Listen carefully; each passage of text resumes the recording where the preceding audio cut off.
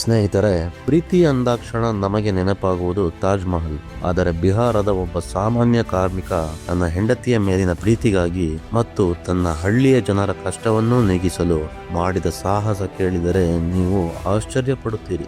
ಇದು ಒಬ್ಬ ವ್ಯಕ್ತಿಯ ತನ್ನ ಇಡೀ ಜೀವನವನ್ನು ಪಣಕ್ಕಿಟ್ಟು ಪರ್ವತವನ್ನೇ ಸೀಳಿದ ನೈಜ ಕಥೆ. ಬಿಹಾರದ ಗಯಾ ಜಿಲ್ಲೆಯ ಗೌಲರ್ ಎಂಬ ಪುಟ್ಟ ಹಳ್ಳಿ. ಅಲ್ಲಿ ವಾಸವಿದ್ದವರೇ ದಶರಥ್ ಮಾಂಜಿ. 1959ರಲ್ಲಿ ಒಂದು ದಿನ ದಶರಥ್ ಅವರು ಬೆಟ್ಟದ ಆಚೆ ಕೆಲಸ ಮಾಡುತ್ತಿದ್ದಾಗ ಅವರಿಗೆ ಊಟ ತರುತ್ತಿದ್ದ ಅವರ ಪತ್ನಿ ಫಲ್ಗುಣಿ ದೇವಿ ಆಯ ತಪ್ಪಿ ಬೆಟ್ಟದಿಂದ ಕೆಳಗೆ ಬಿದ್ದರು. ಬೆಟ್ಟವು ಹಳ್ಳಿ ಮತ್ತು ಆಸ್ಪತ್ರೆಯ ನಡುವೆ ಅಡ್ಡಲಾಗಿ ನಿಂತಿತ್ತು. ಆಸ್ಪತ್ರೆಗೆ ಹೋಗಲು 70 ಕಿಲೋಮೀಟರ್ ದೂರ ಸುತ್ತಿಕೊಂಡು ಹೋಗಬೇಕಿತ್ತು. ಸಮಯಕ್ಕೆ ಸರಿಯಾಗಿ ಚಿಕಿತ್ಸೆ ಸಿಗದೆ ಫಲ್ಗುಣಿ ದೇವಿ ದಶರಥ್ ಅವರ ಕಣ್ಣೆದುರೇ ಪ್ರಾಣ ಬಿಟ್ಟರು. ತನ್ನ ಪತ್ನಿ ಅನುಭವಿಸಿದ ಸಾವು ಇನ್ಯಾರಿಗೂ ಬರಬಾರದು ಎಂದು ನಿರ್ಧರಿಸಿದ ದಶರಥ್ ಕೈಗೆತ್ತಿಕೊಂಡಿದ್ದು ಒಂದು ಸುತ್ತಿಗೆ ಮತ್ತು ಒಂದು ಉಳಿ. ಹೌದು, ಆ ಬೃಹತ್ ಬೆಟ್ಟದ ನಡುವೆ ರಸ್ತೆ ನಿರ್ಮಿಸಲು ದಶರಥ್ ಅವರು ಒಬ್ಬರೇ ಹೊರಟರು. ಹಳ್ಳಿಯವರು ಅವರನ್ನು ನೋಡಿ ನಕ್ಕರು, ಹುಚ್ಚ ಎಂದರು. ಆದರೆ ದಶರಥ್ ಯಾವುದಕ್ಕೂ ತಲೆಕೆಡಿಸಿಕೊಳ್ಳಲಿಲ್ಲ. ಅವರು ಸುಡು ಬಿಸಿಲು ಎನ್ನಲಿಲ್ಲ, ಮಳೆ ಚಳಿ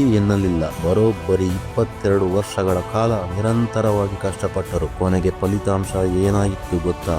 360 ಅಡಿ ಉದ್ದ, 30 ಅಡಿ ಅಗಲದ ರಸ್ತೆಯನ್ನು ದಶರಥ್ ಮಾಂಜಿ ಬೆಟ್ಟವನ್ನು ಸೀಳಿ ರಸ್ತೆ ನಿರ್ಮಿಸಿದರು. ಇದರಿಂದಾಗಿ 70 ಕಿಲೋಮೀಟರ್ ಇದ್ದ ಆಸ್ಪತ್ರೆಯ ದೂರ ಕೇವಲ 15 ಕಿಲೋಮೀಟರ್ಗೆ ಇಳಿಯಿತು. ತನ್ನ ಹೆಂಡತಿಗಾಗಿ ಶುರುವಾದ ಈ ಸಂಕಲ್ಪ ಇಡೀ ಹಳ್ಳಿಯ ಜನರ ಪಾಲಿಗೆ ಸಂಜೀವಿನಿಯಾಯಿತು. ಇಂದು ಇಡೀ ಭಾರತ ಅವರನ್ನು ಮೌಂಟೇನ್ ಮ್ಯಾನ್ ಆಫ್ ಇಂಡಿಯಾ ಎಂದು ಹೆಮ್ಮೆಯಿಂದ ಕರೆಯುತ್ತದೆ. ಸ್ನೇಹಿತರೆ, ದಶರಥ್ ಮಾಂಜಿ ಅವರ ಹತ್ತಿರ ಯಾವುದೇ ದೊಡ್ಡ ಯಂತ್ರಗಳಿರಲಿಲ್ಲ ಅಥವಾ ಸರ್ಕಾರದ ಸಹಾಯವಿರಲಿಲ್ಲ. ಅವರ ಬಳಿ ಇದ್ದದ್ದು ಒಂದೇ ಒಂದು, ಅದು ಛಲ. ನಿಮ್ಮ ಗುರಿ ಎಷ್ಟೇ ದೊಡ್ಡದಿದ್ದರೂ ನಿಮ್ಮ ಸಂಕಲ್ಪ ಗಟ್ಟಿಯಾಗಿದ್ದರೆ ನೀವು ಬೆಟ್ಟವನ್ನೇ ಸೀಳಬಹುದು ಎಂಬುದಕ್ಕೆ ಇವರೇ ಸಾಕ್ಷಿ. ನೋಡಿ, ದಶರಥ್ ಮಾಂಜಿ ಅವರ ಈ ಜೀವನ ಚರಿತ್ರೆ ನಿಮಗೆ ಇಷ್ಟವಾದರೆ ಈ ವಿಡಿಯೋ ಲೈಕ್ ಮಾಡಿ ಮತ್ತು ಇಂತಹದ್ದೇ ಸ್ಫೂರ್ತಿದಾಯಕ ಕಥೆಗಳಿಗಾಗಿ ನಮ್ಮ ಚಾನಲ್ ಅನ್ನು ಸಬ್ಸ್ಕ್ರೈಬ್ ಮಾಡಿ ಸ್ನೇಹಿತರೆ. ಧನ್ಯವಾದಗಳು. ಮತ್ತೊಂದು ಸ್ಫೂರ್ತಿದಾಯಕ ಕಥೆಯೊಂದಿಗೆ ಮತ್ತೆ ಸಿಗೋಣ.